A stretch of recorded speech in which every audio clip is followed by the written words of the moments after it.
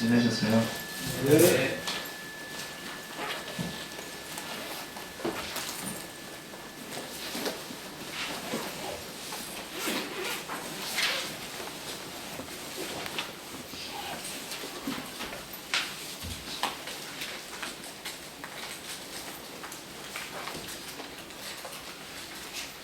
이번에 그 뭐 11월 한 18일인가 그때쯤에 뭐 초기불전연구원에서 그 마지막이까야 이제 완역돼가지고 그 4분이까야가 이제 다 완역된 건 아시죠?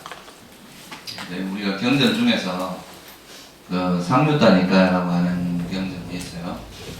상류단이까야는 그 뭐 주제별로 모아놓은 경전이고 이제 마지막이까야 이거는 이제 경의 길이가 한 중간 정도 되는 걸 모아놓은 거고, 그 다음에 안구따라 이 세 가지가 지금 상류따라하고 디가니까라고 이제 경의 길이가 긴 거 모아놓은 거하고, 그 다음에 안구따라 그리고 이제 이 마지막이까 요 네 가지를 4분이까라고 하는데요.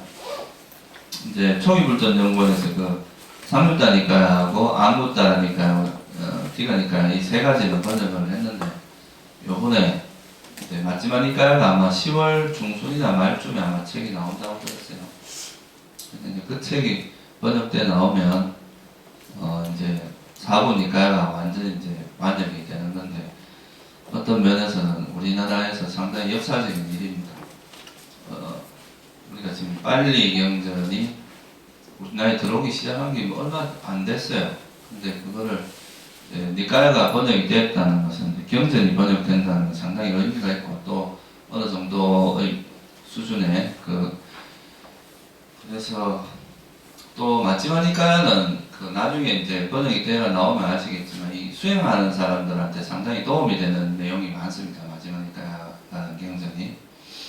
그래서 그것이 이제 번역됨으로써 어떻게 보면 1700년 우리 불교 역사에서 이제 처음으로 빨리어로 된 경전이 우리나라에서 처음으로 이제 한글화 작업이 기초적인 가장 중요한 경전 4분이까야가 한글화 되는 거기 때문에 상당히 의미가 있는 일이라고 할 수 있습니다. 나중에 어떻게 될지 뭐 날짜는 아마 11월 18일인가 그렇게 이야기했는데 오후 2시인가 3시인가 그때 정확히 날짜가 정해지면 제가 알려드릴 테니까 많이 참여하세요. 그런 거는 좀 자축을 해줄 필요가 있다고 생각합니다. 그 수타니파타는 소부, 그러니까 그 4분이까야에 속하는 경전은 아니에요. 후다파니까야라고 있어요. 소부라고. 거기에 속하는 경전인데, 그럼에도 불구하고 이제 이 수타니파타는 이제 경전 중에서도 가장 오래된 경전군에 속하거든요. 그래서 되게 중요한 경전이라고 할 수가 있겠죠.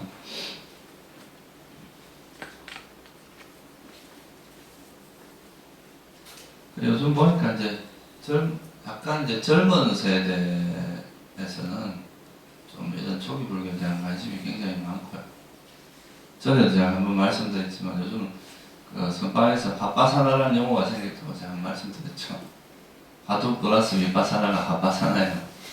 그러니까 화두와 위파사나를 병행해서 하는 수행, 그런 신조어가 생겼대요. 그러니까 뭐 앉아서는 화두하고 일상생활에서 위파사나하고 뭐 이렇게 하는 경우도 있다 하더라고요.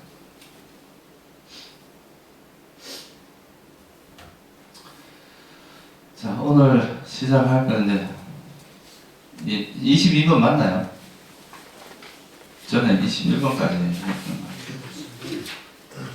한번 같이 읽어보겠습니다. 탐욕 없이, 속임 없이, 갈망 없이, 미선 없이 혼탁과 미혹을 태워버리고 세상의 온갖 바람에서 벗어나 코뿔소의 뿔처럼 혼자서 가라. 유익함을 보지 못하고 그릇된 행동을 일삼는 사악한 친구를 멀리하라. 사견에 빠져 광이라는 사람을 가까이 하지 말고 코뿔소의 뿔처럼 혼자서 가라. 널리 배워 가르침을 새길 줄 아는 고매하고 현명한 친구와 사귀고 코뿔소의 외뿔처럼 혼자서 가라. 여기까지만.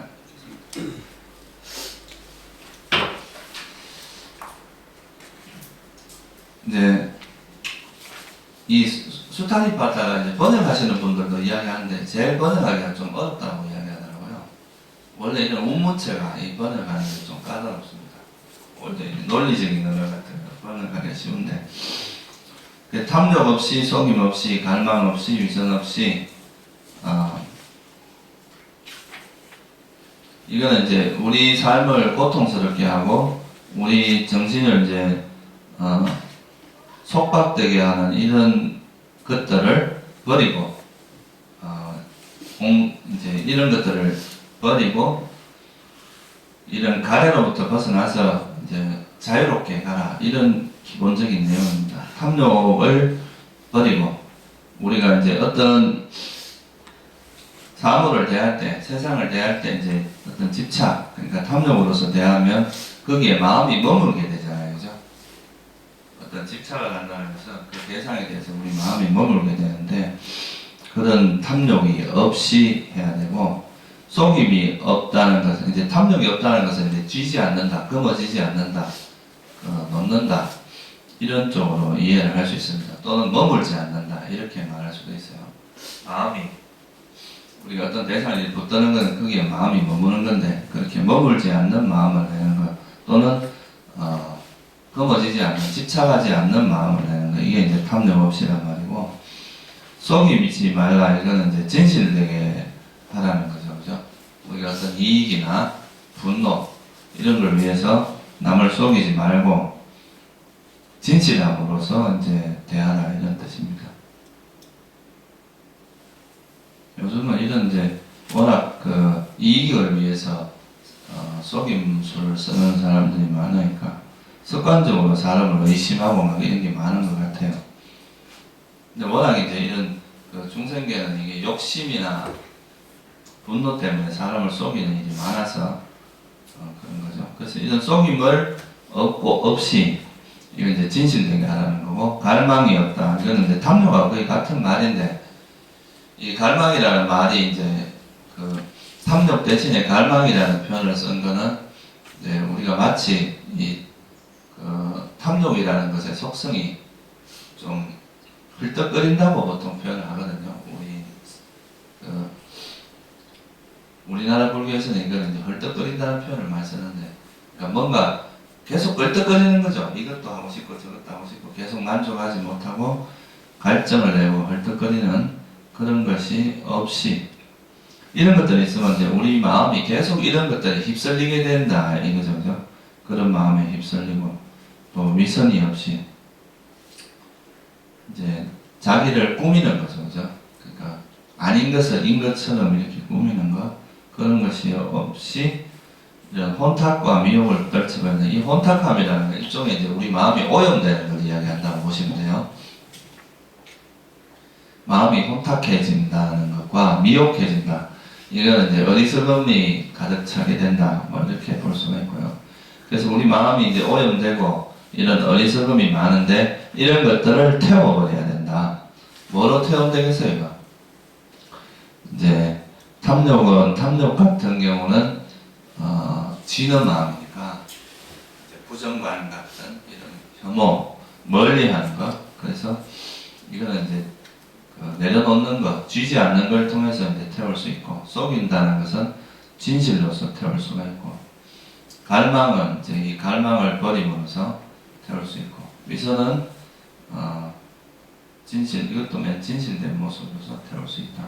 그렇게 해서 이런 걸 다 태워버리고 세상에서 온갖 바람에서 벗어나서 벌써 이제 세상에서 이제 우리가 바라는 것이 있으면 우리 마음이 계속 거기에 묶이게 되잖아요, 그죠? 세상에 대해서 여러분들이 뭔가 기대를 하기보다 뭐 항상 우리가 이제 수행의 가장 큰 변화가 이제 보통 수행을 이야기하는 이제 어른이나 선지식들이 이야기하는 여러 가지 이제 용어들이 있는데, 첫째는 뭐 태도의 변화라고 이야기하기도 해요. 애티튜드라고 그러죠. 이런 태도의 변화. 그러니까 우리가 세상을 대하는 태도를 변화하는 거다, 이렇게 말할 수가 있고요. 그건 뭘 이야기하냐면 이제 우리가 집착, 여기서 보면 이제 탐욕 이런 걸로 대하는 태도를 내려놓음으로써 또는 버림으로써 지지 않는 걸로서 대하고, 속이는 것은 진실로 대하고, 이렇게 이제 태도를 변화시키는 거죠. 세상을 대하는 태도를. 또 갈망도 내려놓으면서 대하게 되고, 성냄, 분노나 이런 것은 또 자애로서 태도를 바꾸고, 이렇게 말하기도 하고, 또 하나는 뭐냐, 마음의, 또 어떤 스승은 이제 마음의 질을 높여라, 이렇게 이야기합니다. 우리가 보통 사람들이 성숙도라고 하는 것은, 저 진짜 이렇게 보면 옆에서 보면 참 한심하게 이렇게 하는 경우도 있고, 그 사람이 이제 마음 씀씀이를 이렇게 보면 참 존경스럽고, 야, 어떻게 저렇게 마음을 쓰냐, 내가 배우고 싶다, 따르고 싶다, 이렇게 이제 생각하는 것도 있는데, 그러니까 그런 게 이제 그 사람의 마음의 질이거든요. 성숙도거든요. 우리가 세상을 대하는 이런 마음 상태가 덕이 있다거나 지혜가 있다거나 이런 건 이제 질 높은 삶이고, 그렇지 않고 분노로 가득 차고 이제 자기밖에 모르고 이기심이 가득 차고, 그런 경우는 이제 질이 낮잖아요. 그죠? 그래서 어떻게 보면 우리가 이제 마음의 질을 향상시키는 거다, 이렇게 말할 수도 있어요. 그래서 원래 이제 이 수행을 하면은 그 사람들이 이제 정신적으로 성장을 하고 마음의 질이 높아지고 또 이런 태도가 변하고, 이게 이제 실질적인 변화가 일어나는 건데, 그게 아니라 여기서 말하는 것처럼 세상에서 뭔가를 바라는 마음, 이 우리 마음의 태도를 바꾸는 것이 아니라 세상에서 이제 뭔가를 바라는 마음으로 한다면은, 이거는 사실 근본적인 변화는 잘 안 일어납니다. 예를 들어서 여러분들이 수행을 하는데, 아나파나사티를 한다 이거예요. 이 아나파나사티를 통해서 이제 하다가 막 잘하니까 이제 빛이 이렇게 생겼어요. 내가 드디어 빛이 생겼다고 나한테 가서 너 빛 있냐? 빛이 없어도 말을 하지 마라. 이렇게 이제 떠들고 다니고, 이제 자단체하고 그렇게 하면, 그거는 그 자체는 뭔가 빛이 뜬다는 그 자체가 뭐 나쁜 건 아니지만, 빛이 생긴다는 건 이제 마음이 그만큼 좀 고해졌다는 건데, 근데 실제로 보면 그 사람은 이전에서 그 마음의 태도가 변한 건 별로 없단 말이죠. 여전히 잘난 체하고 내가 뭔가를 얻었다고 생각을 하고, 겸손해지지 않고 오히려 그렇게 들떠게 되고, 이러면 그 마음의 질이 높아지, 경계만 이제, 그러니까 어떻게 보면 제가 자주 말씀드리지만, 우리가 세속에서 집착하던 대상에서 수행에서 나타난 어떤 경계에 대한 집착으로 바뀐 거지. 그러니까 그 마음에서 이런 거에 대한 갈망이라든가 또 이런 거에 대한 자만, 이런 마음의 태도는 바뀐 게 별로 없다 이 말이에요. 질이 높아진 건 아니다 이 말이죠. 그런 경계를 모았다 하더라도. 근데 진짜 뭐 수행을 제대로 했으면 그렇게 보면서 수행을 하니까 내 마음이 이렇게 고요해지고 또 이런 현상도 오는구나. 더 열심히 하고 더 내 마음을 낮추고 더 내가 성숙된 모습으로 살아야 되겠다. 이렇게 하면 그거는 태도가 바뀌는 거잖아요. 그죠? 마음의 어떤 변화가 일어나는 거고. 그래서 이제 수행하는 것도 이게 이제 방향을 여러분들이 잘못 잡으면은, 그러니까 수행을 오래 한다고 해서 그게 사람이 질이 높아지는 건 아닙니다. 절에 뭐 수십 년을 다녀도 마음의 변화는 없는 경우도 많거든요. 뭐 다 그런 건 아니지만 이렇게 절을 많이 하시는 분들도 보면 이제 내가 3000배를 했다, 또는 뭐 10,000배를 했다, 10,000배를 100일 했다, 3000배를 100일 했다, 이런 게 하나의 계급장처럼 달라붙어가지고 3000배 안 해보면 말을 하지 마라, 뭐 이렇게 한다거나, 겨우 하루 한 거 갖고 뭘 그러냐, 나 100일 했다, 이런 거는 이제 일종의 세속적인 마인드잖아요. 그죠? 그런 비교하면서 내가 너보다 잘났다, 이런 건 자만을 드러내는 것밖에 안 된단 말이에요. 그죠? 그러니까 그런 방향에서 우리가 이제 어떤 마음으로서 이제 세상을 대하느냐, 이게 이제 사실은 되게 중요하거든요. 그 마음에. 부처님께서는 그러니까 수행에서 그 깨달음이라고 하는 게 그렇게 복잡한 건 아닙니다. 사실 이제 그것을 실천하는 것은 어렵지만, 실제 말씀하시는 건 쉽게 말해서 어떤 현상을 대하더라도 그거에 대해서 머물지 않고 집착하지 않고 분노하지 않고 그런 마음만 하루 종일 지속할 수 있다면, 그게 태도가 완전히 바뀌는 상태잖아요. 그죠?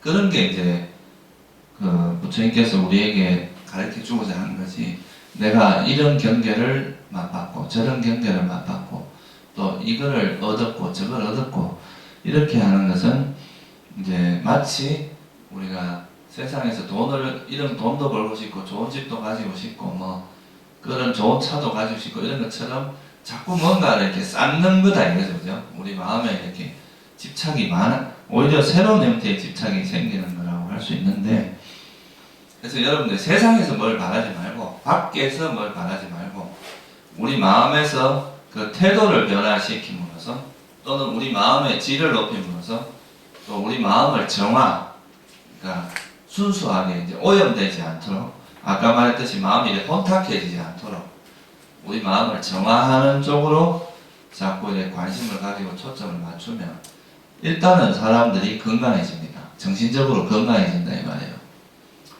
그러니까 우리가 꼭 그 깨달음에 이르지 않는다 하더라도 그 수행을 이렇게 해나가는 그 과정 자체가 우리 마음에 있는 그런 그 오염된 마음, 또 좀 질적으로 낮고 남들의 비난을 받을 만하고 그런 마음들을 점차 줄여나가고 마음이 이렇게 부드러워지고 순수해지고 그런 마음 상태로 자꾸 가면 이거는 꼭 깨달음 얻지 않더라도 의미가 있잖아요, 그죠? 근데 깨닫지 않으면 다 필요 없다. 오직 깨달음만이 그거하다. 이렇게 그렇게 하는 것은 조금 극단적인 겁니다. 왜냐하면 깨달음이라고 하는 게 뭐 조건 없이 일어날 수는 없잖아요, 그죠? 그 부처님의 연기법에 부정되는 이야기란 말이에요. 깨달을 수 있는 조건이 일어났을 때, 조건이 성숙됐을 때 이제 깨달음이 일어나는 거니까. 그래서 이제 마음을 자꾸 이제 정화해가고 그런 탐욕이나 거친 형태의 탐욕이나 성냄 이런 걸 좀 버리고 또 그다음에 거기서 또 조금 더 거친 걸 버리고 이렇게 자꾸 버리고 하다 보면 이제 나중에 다 그런 걸로부터 벗어난 그런 자유로운 삶을 살게 되는데, 그래서 이게 태도가 되게 중요하네요. 이제 세상에 대해서 뭘 많이 알고 또 많이 가지고 이런 것보다도 이 세상을 대하는 태도, 어떤 자세, 그리고 이제 질 이런 게 중요하다 이 말이죠. 그래서 여기서도 세상의 온갖 바람에서 벗어나라 이 말이죠. 세상 자체, 우리가 살고 있는 세상에 대해서 바라는 것보다 그 세상에서 자꾸 껄떡거리는 이 마음을 버리라 이 말이에요, 그죠? 그리고 이 세상에 대해서 뭘 분노하기보다 그 분노하는 그 마음을 버리는 것, 이런 게 이제 수행의 과정이다. 그러니까 세상으로 마음을 이렇게 향하지 말고 이걸 이제 돌려서 회광반조를 해서 내 마음의 질, 마음의 상태를 변화시키는 쪽으로 노력을 해야 된다. 이게 이제 그 수타니파 이 개송에서 하고자 하는 이야기입니다. 세상의 온갖 바람에서 벗어나서, 여기서 바람이라는 건 일종의 가래라고 생각하시면 돼요. 세상에 대해서 뭔가 갈증을 일으키는 거죠. 그러니까 수행자가 반드시 이해해야 될 건, 세상에서 여러분들이 뭔가 행복을 얻으려고 하면 그거는 이제 일시적으로는 가능할지 몰라도 기본적으로는 이제 한계가 있고 불가능하다는 것, 그런 걸 이해하고 세상에서 뭔가를 얻으려고 하는 갈증을 버리면 이상하게 아무것도 한 것도 없는데 우리 마음은 편안하고 행복해진다. 이게 참 얻을 바. 그러니까 이런 게 이제 수행의 묘리라고 할 수 있거든요. 그냥 뭘 얻어서가 아니라 그걸 버리는 그 자체에서 오는 그런 즐거움이 있다는 거. 그 다음에 두 가지는 이제 선우와 악우, 이 두 가지에 대해서 이야기를 하거든요. 그러니까 우리가 제일 처음에 이제 출간하면 배우는 책 중에 하나가 이제 행자 때 배우는 책이 초발심 자격문이라고 있어요. 거기에 첫 번째 나오는 구절 중에 하나가 그거예요. 그러니까 이 수행자는 친근, 현선, 원리, 아우다 이런 말이 나옵니다. 친근, 친하고 가까이, 근자는 가까울 근자거든요. 근, 이렇게 밑에 이 경상도 사람들이 근자 발음 잘 못하는데 근어문 할 때 그 근이 아니고 이게 가까울 근자입니다. 친근하고 현선이라는 건 이제 현명하고 선한 사람을 이야기하잖아요, 그죠? 그리고 원리, 원자는 멀리한다 이 말이고 리라는 건 이것도 떨어진다 이 말이고 그리고 멀리하라 이 말이죠. 아고 그러니까 나쁜 친구를 멀리하라 이 말인데, 그러니까 이 수행하는 사람들이 왜 이렇게 분별심을 일으키나 이렇게 말할 수도 있잖아요. 뭐 선하고 악한 거를 왜 구분하냐 그렇게 말할 수 있는데, 그런 개념하고는 조금 달라요. 우리가 이제 그거를 막 구분해서 저 사람은 나쁜 사람, 좋은 사람 이렇게 한다기보다 그런 분노를 일으키고 이런 건 잘못된 거죠. 싫어하는 마음이나 이런 거는 잘못된 건데, 우리가 뭔가 옳고 그름을 이해해서 거기서 이런 지혜로서 이것이 우리 수행에 도움이 되지 않는 것을 멀리하고 이런 건 지혜의 영역이거든요. 그게 분노가 있는 건 아니에요. 그죠? 판단과 지혜, 어떤 그런 조사, 이런 걸 통해서 우리가 정확하게 이제 판단하는 걸 의미하는 거지. 이 사람은 나쁜 사람에서 싫어. 이 사람은 그러니까 좋은 사람이니까 좋아. 이래가지고 막 이런 좋아하고 싫어하는 마음, 이런 걸 내자는 이야기가 아니고요. 무엇이 우리 수행에 도움이 되고 무엇이 도움이 되지 않는지 그런 걸 잘 판단하고 슬기롭게 판단을 해서 그거 우리의 수행에 도움이 되는 방향으로 이제 노력을 하라 이런 이야기입니다. 그래서 이 수행하는 사람들이 예를 들어서 막 선정을 닦는데 너무 번잡한 사람하고 같이 있으면 그 파장이 옆으로 오거든요. 이 정신, 우리 마음도 일종의 그 뇌파가 있기 때문에 그 뇌파가 이렇게 서로가 이렇게 선한 마음을 이렇게 된 좋은 간섭이 일어나는데, 그렇지 않으면 막 옆에서 있는 것 자체가 피곤하고 막 머리 굴러가는 소리가 막 너무 들려가지고 옆에 보면 쌩쌩쌩쌩 돌아가는 소리가 들리고, 이 번뇌의 파장, 그러니까 이 성이 많은 사람은 또 옆에 있는 사람을 상당히 거친 형태로 이렇게 불편하게 하거든요. 말 한마디만 나도 가시처럼 탁탁 쏘고 까칠하다 그러잖아요. 그죠? 그런 분노가 있는 그런 마음들은 이렇게 옆에 있는 사람을 상당히 불편하게 합니다. 그래서 이제 그런 사람들하고 같이 있으면 거기에 이 영향을 받아요. 좀 수행이 아주 깊은 사람은 환경의 영향을 별로 안 받는데, 보통 초보자 때는 환경의 영향을 많이 받습니다. 이 환경이 많이 지배를 한다 이 말이에요. 그래서 이제 우리가 보통 선정을 닦을 때는 보통 어떻게 하면 부처님께서도 이제 숲속에 가거나 빈 방으로 가거나 조용한데 이렇게 그 외부 경계가 좀 별로 없는 곳에 이제 차단을 하잖아요. 그런 것처럼 너무 이제 이렇게 번잡한 사람과 같이 있으면 내 마음도 같이 또 그게 반응을 해줘야 되니까 또 같이 있다 보면, 그렇기 때문에 이런 사람은 수행할 때는 조금 멀리 하는 게 좋습니다. 실제로 이제 그런 이야기를 많이 하더라고요. 이 수행을 하고 나서부터 이 친구들이 자꾸 멀어진다 이런 이제 이야기를 해요. 그게 뭐냐 하면, 이 수행을 하다 보면 막 놀이 친구는 사실 좀 멀리하게 되잖아요. 뭐 술 먹으러 다니고 노래방 가끔 가다 저도 뭐 옛날 고등학교 친구들이 이제 제가 여기 있다는 걸 알고 전화 올 때 했는데, 야 노래방인데 나와라 이런 소리 하는 사람들이 있어요. 아무 생각이 없는 거지. 이 종교인의 그 삶에 대해서 잘 모르는 거지. 그래서 내가 그런 데 가기 좀 그렇다. 다음에 보자고 하는데, 그러니까 그게 그런 것을 그냥 단순히 우리가 이제 뭐 가까이 친구니까 뭐 가보지 이렇게 할 수도 있지만, 그런 거는 우리가 이제 마지막 니까에 보면 이런 게 있어요. 번뇌 중에서도 다양한 번뇌가 이제 있는데, 이 번뇌에 대처하는 방법 중에서 우리가 참아서 극복해야 될 번뇌도 있고, 피해야 될 번뇌가 있습니다. 피해야 될 상황. 그러니까 무조건 거기 가서 나는 수행자가 뭐 어느 환경이라도 가서 극복을 해야지 하면서 막 그런 노래방 가서 거기서 막 어떻게 하는 차인지 한번 보자 이러고 술 먹는 데 가서 내 술이 취했을 때 어떻게 되는지 뭐 이렇게 하는 것은 별로 의미가 없다 이거죠. 그렇게 하는 건 바람직하지 않다는, 그런 거는 우리가 피해야 될 상황이라는 거예요. 부처님께서도 그 마지막 니까에 보면 이런 피해서 극복해야 될 번뇌가 있다는 거예요. 그냥 무조건 하는 게 아니라. 그래서 뭐 예를 들어서 노래방이라든가 술집이나 이런 건 수행자가 피해야 될 곳이거든요. 그리고 이런 아부도 만나면은 일단 번거로운 일이 많이 생깁니다. 좋지 않은 친구를 만나면 괜히 쓸데없는 데 휘말리게 되고, 같이 술 먹다가 괜히 옆에 있는 사람 한 대 패가지고 같이 그 싸움에 휘말리게 된다거나, 그런 여러 가지 이제 복잡한 상황이 벌어질 수 있기 때문에 수행자는 그런 걸 좀 멀리 해야 됩니다. 그래서 이제 유익함을 보지 못한다. 이제 유익함이라 불교에서 말하는 유익함은 뭐겠어요?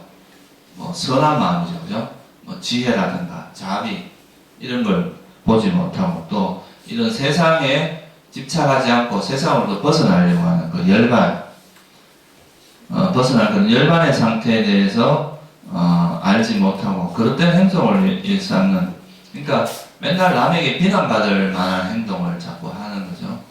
그런 사람을, 그런고 또 이런 사악한 친구, 사악하다는 건 너무 좀 번역이 좀 심한 것 같은데, 그러니까 좀 나쁜 친구, 그러니까 현재 나쁜 친구죠. 그런 나쁜 친구는 좀 멀리 해야 되고, 그 다음에 사견에 빠져 방해하는 사람, 사견을 가진 사람을 가까이 하게 되면 여러분들도 그 사견에 또 물들 수가 있습니다.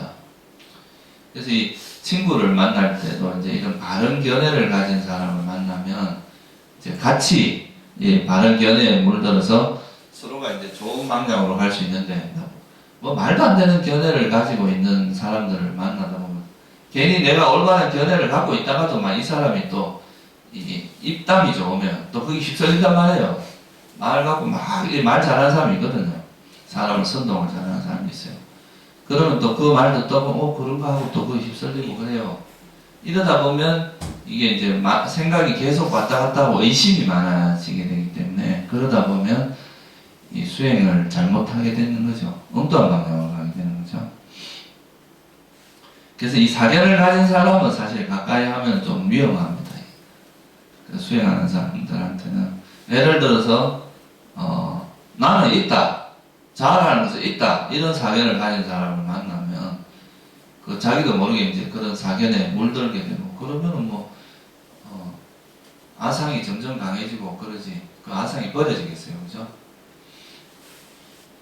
그리고 이제 뭐 또 사견을 가진 사람 중에 뭐 이 세상 뭐 그냥 대충 살다 가는 거지, 인과가 뭐가 있느냐, 그냥 뭐 이 생에서 열심히 즐기면 된다, 이런 사견을 가진 사람들하고 또 어울리다 보면 그렇게 같이 어울리는 과정에서 엄청난 또 악업을 많이 짓게 되거든, 그죠? 그러면 이제 이런 것도 상당히 위험한 거란 말이에요. 그래서 이런 사견을 가진 사람, 이런 사람은 멀리 하는 게 좋습니다. 그래서 방이란 또 게으른 사람, 맨날 놀러나 다니고 이제 아침에 일어나자마자 이제 사우나 한번 갔다가 이제 또 저기 가서 또 뭐 공원에 가서 바둑 한번 두고 장기 한번 두고 이렇게 하루를 의미 없이 이렇게 낭비하면서 보내는 게 많잖아요. 특히 이제 연세 드신 분들이 보면 나이 들어서 뭐 할 일도 없고 이러니까 이제 아침에 일어나서 이제 하루를 어떻게 보내나 이런 거 생각하는데, 그런 분들을 이 수행을 시키면 할 일이 많아지거든. 뭐 아비담마도 배워야 되지, 저것도 배워야 되지, 할 게 많으니까 얼마나 바쁘고 좋아요, 그죠? 우리나라에 한 해 그 치매 환자에게 들어가는 돈이 10조랍니다. 10조. 어마어마한 돈입니다. 그 치매에 걸린 사람들에게 이제 그 비용, 치매를 감당하는 그 비용이, 그러니까 그런 분들이 이제 좀 젊어서부터 이런 알아차리는, 정신을 다 깨어서 항상 살아가는 이런 수행을 했으면 그런 뇌가 쇠퇴를 별로 안 합니다. 부처님께서 그러셨거든요. 당신 몸은 막 늙어가지고 그러니까 나이가 빠진 수레처럼 되지만 내 정신은 아주 또렷하고 전혀 이제 그 나이가 든다고 해서 이 수행을 한 사람의 정신이 흐릿해진다거나 그런 경우는 있을 수가 없거든요. 만약에 그분이 제대로 공부를 했다면, 특히 성자의 계위에 올라가신 분이 만약에 치매가 걸리면 이런 게 있을 수가 없다 이 말이에요. 그 정신적인 문제는 안 생기거든요. 그러니까 우리 선은 1조만 주면 기회 비용을 한 5조로 줄일 수 있지 않을까 그렇게 생각을 합니다. 한번 건의해 보세요. 제가 가서 1조 좀 달라. 그래서 이런 사견에 빠지는 사람은 그 사견에 빠지거나 이제 게으른 사람, 특히 여러분들이 이제 게으른 삶을 살다 보면은 이런 치매나 정신적으로 쇠락할 가능성이 상당히 많습니다. 일단 나이가 들어도 이 정신적인 활동을 좀 이렇게 머리를 고급 두뇌를 쓰는 그런 활동하는 사람들일수록 치매 확률이 적습니다. 이 뇌가 계속 이제 활발하게 움직이는 경우는 그런 게 훨씬 적거든요. 그리고 또 뇌가 활성화되는 게 안 해보던 걸 하는 걸 활성화된다 그러거든요. 그러니까 뭐 수학하던 사람이 영어를 한다거나 영어를 하는 사람이 수학을 한다, 이런 건 좀 새로운 뇌의 영역을 활성화시키기 때문에, 그래서 이런 게으른 삶을 사는 것은 나중에 이제 정신적으로 이렇게 이 힘도 약해지고, 또 단순한 생활, 아주 이제 깨어 있으면서 단순한 생활 하는 건 괜찮은데, 그냥 너무 단순하게 이렇게 하다 보면, 내가 맨날 정해진 것만 쓰다 보면 그 과거에 이렇게 활발하게 움직이던 그런 영역이 다 쇠퇴하게 돼가지고, 나 잘못하면은 이제 좀 정신적으로 치매가 온다거나, 좀 그런 뭐 아니면 정신적으로 아주 힘이 약해져서 불안증이라든가 막 이런 것들이 많이 나타날 수도 있으니까, 젊어서 이런 이제 수행을 꾸준히 하는 것은 되게 좋습니다. 우리가 그 나이 들면서 이제 오는 변화들이 상당히 많잖아요, 그죠? 뭐 여자들 같은 거 갱년기 같은 거, 그런 걸 극복을 잘못하면은 그것 때문에 상당히 고생을, 정신적으로 그러니까 고생을 할 수 있다면, 정신적으로 한번 타격을 크게 입으면요, 이게 참 극복하기 힘듭니다. 이게 정신적으로 큰 타격을 입은 사람들은 그게 평생 잘 안 없어지고 그런 게 있거든요. 근데 여러분들이 이제 수행을 하고 지속적으로 하면 우리 마음이 굉장히 아주 부드러워진단 말이죠.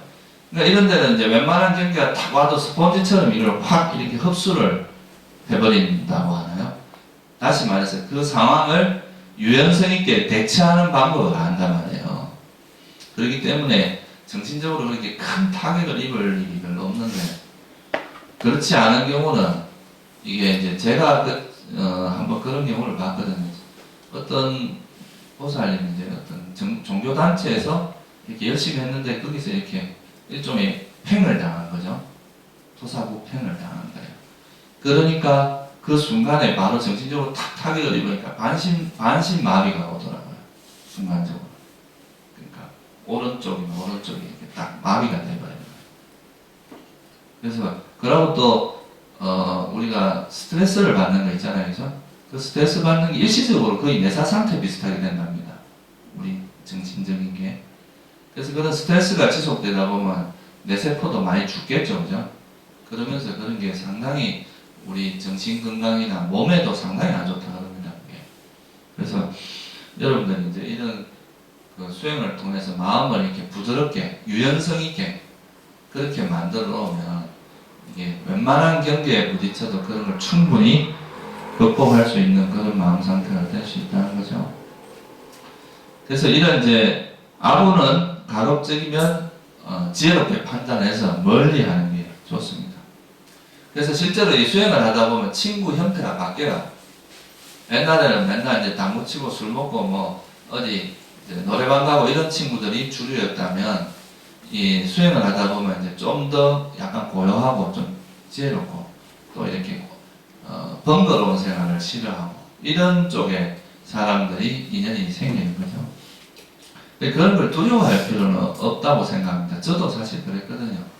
저도 학교 다닐 때 뭐 좀 술도 먹고 뭐 애들하고 노는 것도 잘 하고 그랬는데, 그런 친구들은 이제 이 수행을 하면서 점차 안 만나게 되더라고요. 내가 싫어한다기보다 만나서 서로 대화의 그러니까 공통점도 별로 없고, 만나면 또 좀 아까 이런 게 있는 거죠. 불편한 거죠. 이게 파장들이 그러니까 좀 거칠고 이러니까 이제 멀리하게 되고, 오히려 수행하는 사람 이런 사람들을 자꾸 이제 가까이 하게 되고 그래 되는데, 어떻게 보면 수행을 하다 보면 그게 자연스러운 일이라고 할 수 있습니다. 물론 이제 직장을 다니시는 분들은 직장 다니면서 지금 이제 뭐 너무 이렇게 사람들은 수행 안 하는 사람을 멀리하다 보면 직장을 떠나야 되겠죠.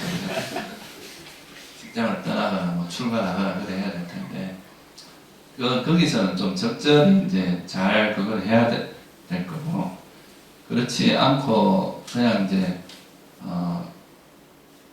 일반적으로 그렇게 할 수 있을 때 가급적이면 너무 이렇게 번거로운 그런 상황이나 자리는 피하는 게 좋습니다. 그 반대로 널리 배워 가르침을 새길 줄 아는 자. 그러니까 이건 널리 배운다는 것은 세속적인 지혜라기보다 이런 좀 정신적인 가르침, 이런 부처님의 가르침이나 성자들의 가르침을 널리 배워서 그거를 잘 기억하고, 이 사띠의 기능 중에서 이제 기억이라는 기능이 있거든요. 그러니까 우리가 어떤 부처님의 가르침을 들으면 그걸 선명하게 딱 기억을 해야 다음에 내가 뭐 어떤 상황이 부딪히면 이 기억된 것이 딱 적용이 될 수 있을 거 아니에요, 그죠? 그래서 이제 그걸 잘 새겨서 마음에 이렇게 탁 새겨서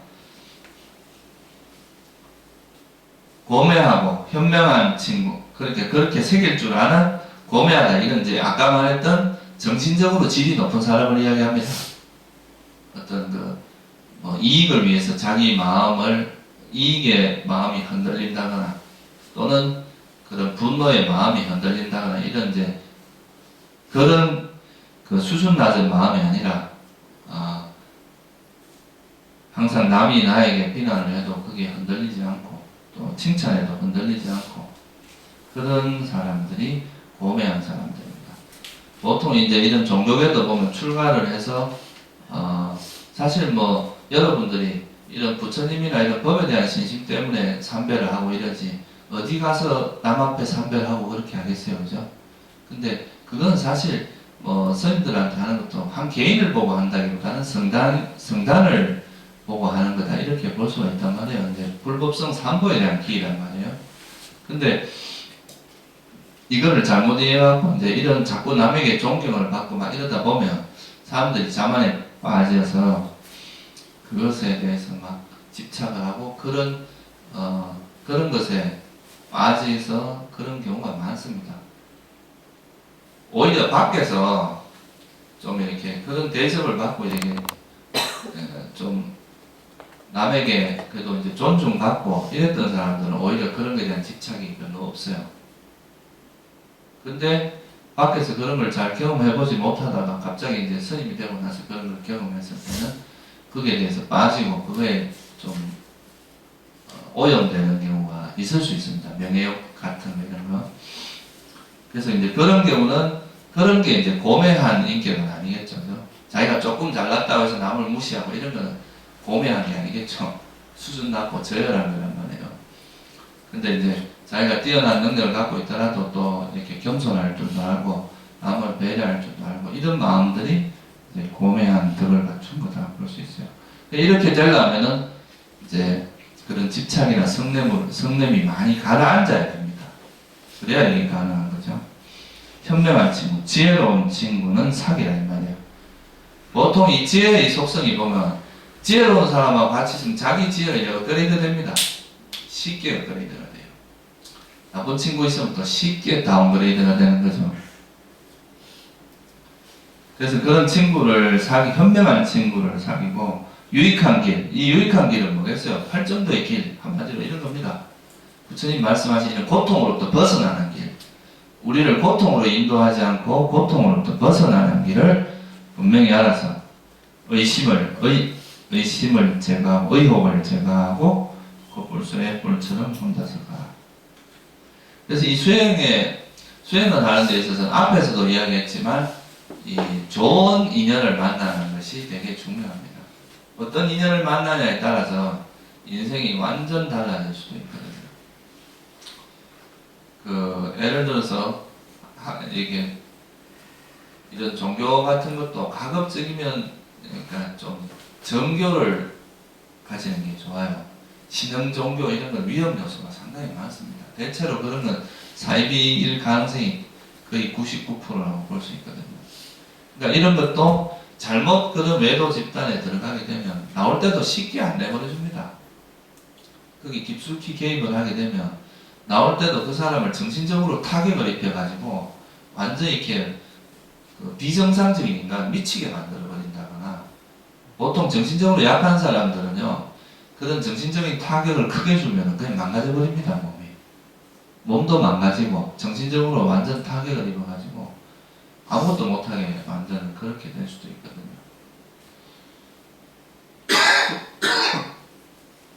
그래서 이 외도의 길에 잘못 들어가면 자기 재산 다 갖다 바치고 그리고 또 정신적으로도 완전 피폐해져 버리고 그런 일들이 많은 거죠.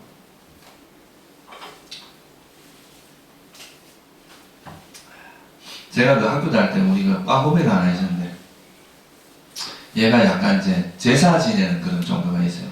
가면 무조건 제사만 지내라고 하는 데가 있는데, 그 제사를 이제 친척들 중에 누가 어떻고 저떻고 이래가 계속 막 시도 때도 없이 제사를 지내게 하는데, 그걸 이제 그런 곳에 빠진 거예요, 이 친구가. 그러니까 주위에 있는 친구들한테도 막 돈을 빌려가지고 그거를 거기다가 이제 제사 지내, 나중에 갚으라 그러면 막 못 갚겠다고 막 뻗대고 개기는 거죠.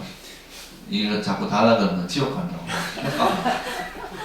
그런 식으로 하다 과에서 되게 무리를 일으킨 적이 있어요. 그러고 그 종교 단체를 홍보하는 전달을 과 조교를 보내놨더니만 그 애들 뭐 공부 가르치라고 보냈더니만 종교를 가르치, 자기가 그 하는 그 전단직을 내가지고 막 설문지를 받고 이래가지고 과에서 상당히 문제가 된 적이 있는데, 그 사실 뭐 서울대를 들어오고 이 정도면 사실 머리도 좋은 사람인데, 그때 그 종교에 그래 빠지니까 사람이 그렇게 매해져 버리더라고요. 정신도 없어져 버리고 그냥 막 그 보이는 거는 그냥 자기가 생각하는 그거를 사람들한테, 그것도 방법도 그 조교라는 게 이제 교수를 도와서 뭐 그 공부를 가르치는데 도움을 주는 거잖아요. 그런데 가서 그 사이비 종교 그 전단지나 뿌리고 이렇게 하니까 이 문제가 심각한 거죠. 그러니까 결국은 이제 뭐 그 친구가 상당히 학교도 아마 제대로 졸업을 못하고 그랬던 기억이 있거든요. 이게 그 사람은 사실 그 사람 자체가 나쁜 사람이 아니란 말이에요. 물론 그 친구하고 그쪽 종교하고 인연이 좀 있긴 있었겠지만, 그럼에도 불구하고 이 좀 어떻게 보면 잘못된 친구를 만나면서 인생이 그렇게 완전 파탄으로 갈 수도 있다 이 말이에요. 한 순간의 선택이 인간을 그렇게 만들 수도 있거든요. 근데 그런 사람이 만약에 부처님 같은 분을 만났다, 그러면 삶이 완전 180도 달라졌을 거란 말이에요. 그죠? 그래서 이게 이제 특히 이런 수행을 하는 데 있어서는 이런 인연이라고 하는 게 되게 중요합니다. 좋은 인연을 만나는, 그러니까 바른 법을 만나고 이런 게, 왜냐하면 이 종교라는 게 이제 제일 또 하나의 장점이기도 하고 맹점이 뭐냐면 믿음이라는 것 때문에 그렇거든요. 이 믿음이라는 것이 종교에서는 또 빼놓을 수 없는 부분이잖아요. 그죠? 믿음이 있어야 되는 거니까. 근데 이 믿음이라는 것이 또 가장 큰 맹점이에요. 이 사람이 한번 이제 그 어떤 그 사상에 대해서 믿음이 딱 생기면, 이게 지혜를 동반한 믿음이면 유연성이 있거든요. 내가 믿고 있는 것에서 조금 이것이 진리에 맞지 않다 생각하면 버릴 수도 있고, 또 다른 것을 바라볼 수도 있고 한데, 이게 아니라 지혜가 없이 그냥 맹목적으로 믿는 것은 아무것도 안 보입니다. 정말 아무것도 안 보여요. 그냥 막 그 위에서 지시하는 그대로만 할 수밖에 없어요. 이건 어떻게 보면 정신적인 노예가 되는 거거든요. 그래서 사이비 종교를 가면 항상 믿음을 강조합니다. 절대 지혜, 사람을 이렇게 지혜롭게 하고 이런 방향으로 안 시킵니다. 다 이건 무조건 그냥 교주를 향한 절대적인 믿음만 강조를 하거든요. 그러니까 교주 말 안 맞으면 모든 게 다 되도록 그래 만들어버린다고. 그러다 정신적으로 완전 노예가 되는 거거든요, 이게. 엄청, 그래서 이건 정신적으로 그렇게 되어버리면 굉장히 위험한 그런 게 있어요. 그래서 여러분들도, 여러분들이 아마 그 정도까지는 아니라고 저는 생각을 합니다. 근데 이걸 사이비 종교일수록 보면 교수들 많습니다. 사회적으로 엘리트 계층들이 상당히 많아요. 알고 보면. 왜 그러겠어요? 그런 사람이 머리가 나빠서 그런 게 아니거든. 이 사람이 이제 믿음이라는 것이 생기고 정신적으로 세뇌를 당하다 보면 그 분야에 대해서 전혀 판단을 못 하거든요. 이 종교적인 위력이랄까? 그런 게 있어요. 그래서 여러분들이 선우, 그러니까 지혜로운 사람을, 그러니까 부처님 같은 분이 이제 최고 믿을 만한 분이고 지혜로운 분이니까 그런 분의 가르침을 이렇게 믿음의 근거로 해도, 이 이제 법에 대한 믿음은 사실 사람을 나쁜 방향으로 가게 하진 않으니까, 이제 지혜롭게 그런 좋은 그런 부처님 법에 따라서 이렇게 살아가는 그런 사람이 선우라고 할 수 있습니다.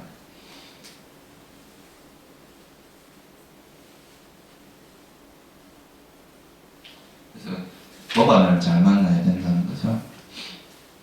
그 다음에 마지막으로 25번 한번 보세요. 세상의 유희, 오락이나 감각적 쾌락에 만족하지 않고 관심도 두지 않고 꾸밈을 여겨서 진실을 말하면서 겉볼새의 맷불처럼 뻗어지거라.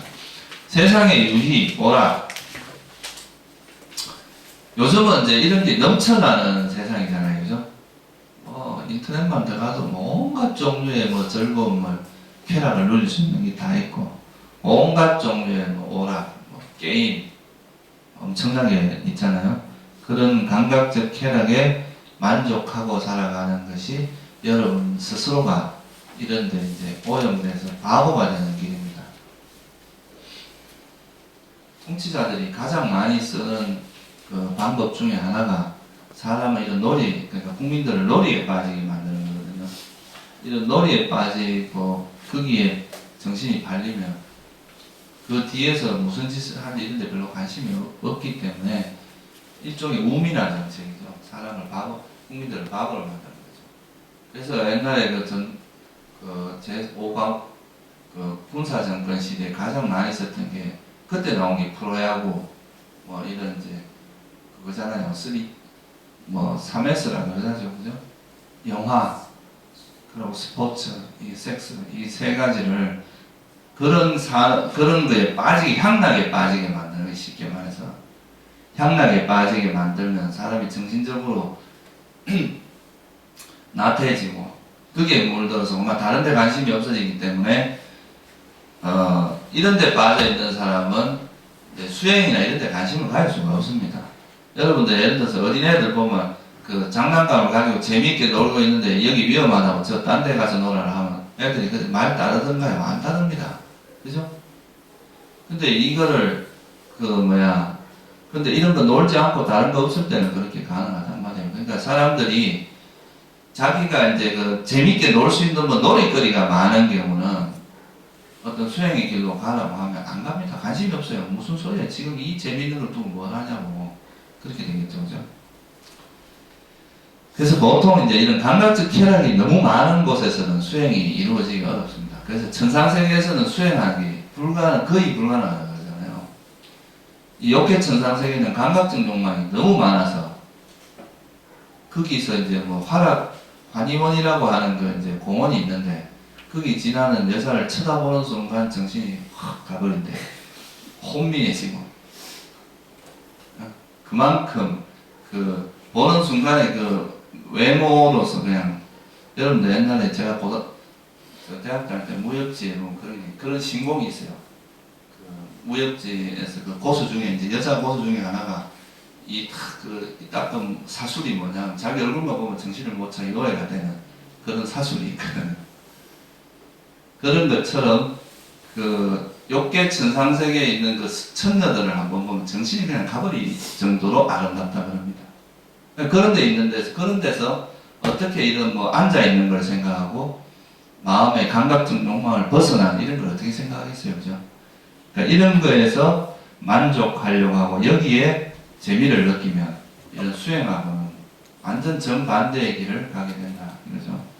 그래서 이런 거에 만족해서는 안 된다는 거예요. 그래서 실제로 보면 절에서 출가하는 사람들 중에서도 부자는 되게 극히 드뭅니다. 부자가 출가하는 경우는 사실 드물어요. 왜 그런가 하면 누릴 게 많잖아요. 일단 재물이 많다는 것은 많은 것을 누릴 수 있기 때문에 그 감각적 쾌락을 누릴 수 있는 여건이 많기 때문에 그거를 벗어 던지고 이런 수행 길로 가기가 쉽지 않다는 거예요. 물론 불가능한 건 알겠지만 그래서 이런 감각적 쾌락에 만족하지 않고 관심을 두지 말아야죠. 이런 것들은 실제로 여러분을 만족시켜 주지는 않잖아요. 그죠? 경험을 많이 해보셨죠? 우리가 감각적 욕망을 누릴 때는 좋지만 지나고 나면 허전하고 만족스럽지 않습니다. 그래서 이건 이제 이런 관심을 두지 말고 또 이런 꾸밈을 여의고 진실을 그러니까 거짓으로 꾸며대거나 이런 거 하지 말고 진실을 말하면서 겉불새의 맷불처럼 혼자서 가라. 이 세상에 우리가 이제 탐닉하기 시작하고 세상에 관심을 두고 세상으로 마음을 향하게 되면 결국은 자기 마음을 볼 수 있는 기회를 없어집니다.